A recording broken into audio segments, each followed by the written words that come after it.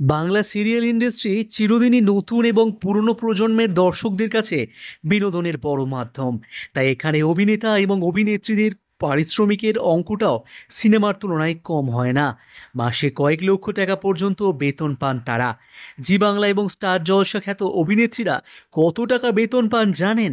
তো চলুন আজকের ভিডিওটি দেখে নেবেন, তাহলেই আপনি বুঝে যাবেন। আর যারা প্রথমবার আমাদের চ্যানেলটি দেখছেন, অবশ্যই চ্যানেলটি সাবস্ক্রাইব করে রাখতে হবে পরবর্তীকালে নতুন ভিডিও পাওয়ার জন্য। অপরাজিত আড্ড। অপরাজিত আড্ড একজন সিনিয়র অভিনেত্রী। সিরিয়াল এবং সিনেমাতে অভিনয় করার দরুন তার অনেক জনপ্রিয়তা। তিনি এখন সিনেমার পাশাপাশি সিরিয়ালে অভিনয় করে চলেছেন। তিনি লক্ষ্মী কাকিমা সুপারস্টার, জল নূপুর, চোখের তারা তুই, পুণ্যপুকুর সহ একাধিক সিরিয়ালে অভিনয় করেছেন এবং জল থই থই, ভালোবাসা ধারাবাহিকেও তাকে দেখা যাচ্ছে। অপরাজিত মাসে ৪৫,০০০ টাকা পারিশ্রমিক পান। পল্লবী শর্মা। নিম ফুলের মধু খ্যাত অভিনেত্রী পল্লবী শর্মাও এই মুহূর্তে বাংলা সিরিয়ালের একজন অভিনেত্রী। তিনি কে আপন কে পর সিরিয়ালে প্রথম অভিনয় করেন, তখন তার পারিশ্রমিক ছিল ২০,০০০ টাকা। পল্লবীর এখন পারিশ্রমিক ১,৭০,০০০ টাকা। সোলাঙ্কি রায়।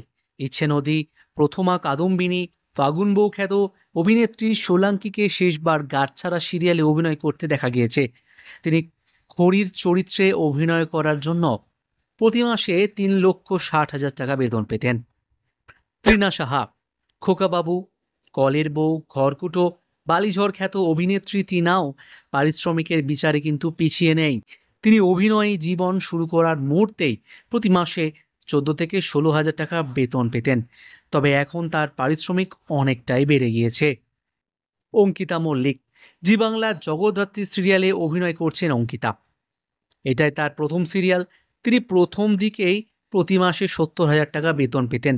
তবে সিরিয়ালের জনপ্রিয়তা বেড়ে যাওয়ার পর তার পারিশ্রমিকও কিছুটা বেড়ে গিয়েছে। মানালি দে। বউ কথা কও, ধুলোকণার পর এখন কার কাছে কই মনের কথা সিরিয়ালে অভিনয় করছেন মানালি। মানালি পারিশ্রমিক এখন প্রতি মাসে ২,০০,০০০ টাকারও বেশি। তো বন্ধুরা, আপনারা আজকের ভিডিওতে আপনাদের পছন্দের নায়িকাদের পারিশ্রমিক কত জানলেন। আপনাদের ভিডিওটি ভালো লেগে থাকলে অবশ্যই ভিডিওটি লাইক করতে ভুলবেন না এবং প্রথমবার চ্যানেলে এসে থাকলে চ্যানেলটি সাবস্ক্রাইব করতে ভুলবেন না। কোনো মন্তব্য থাকলে অবশ্যই সেটি কমেন্ট বক্সে কমেন্ট করতে ভুলবেন না। দেখা হবে পরবর্তী ভিডিওতে। ভালো থাকুন, সুস্থ থাকুন, ধন্যবাদ।